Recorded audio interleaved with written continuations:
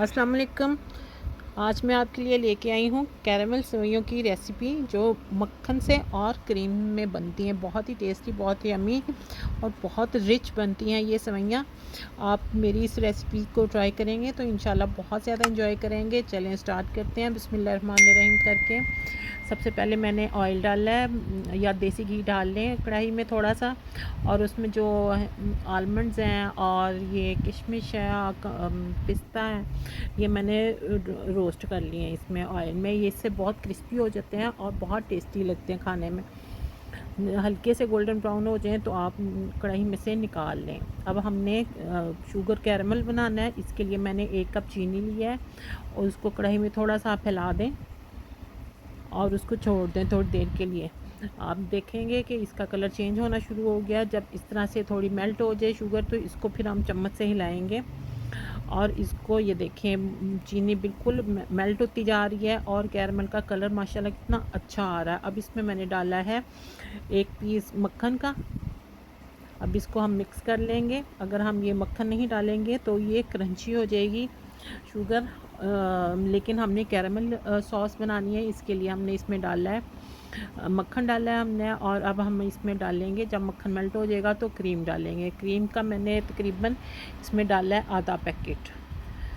ठीक है, इसको भी हम मिक्स कर लेंगे तो ये हमारी बहुत ही ज़बरदस्त सी कैरमल क्रीम बन जाएगी, बहुत टेस्टी।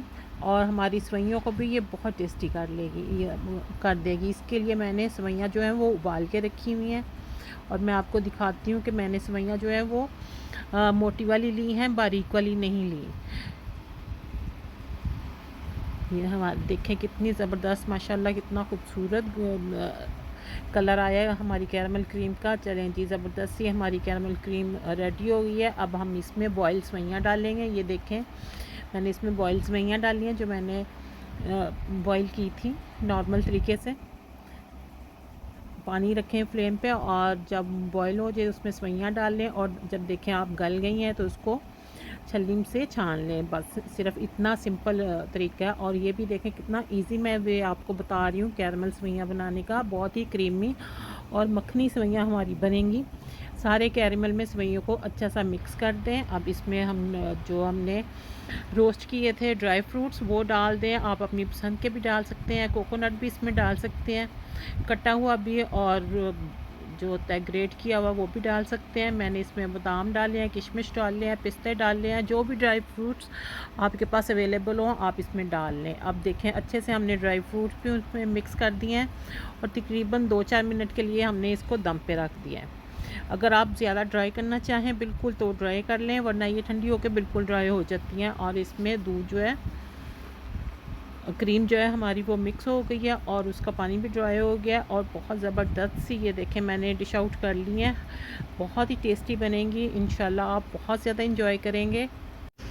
आपने ये मेरी रेसिपी ट्राई ज़रूर करनी है और इसके बाद मुझे बताना है कि आपकी ये रेसिपी कैसी बनी। इंशाल्लाह बहुत ज़बरदस्त बनेगी। आपने जो कमेंट्स में ज़रूर बताना है। इसके साथ ही मुझे इजाज़त दें, इंशाल्लाह नई रेसिपी के साथ मिलेंगे। अल्लाह हाफिज़।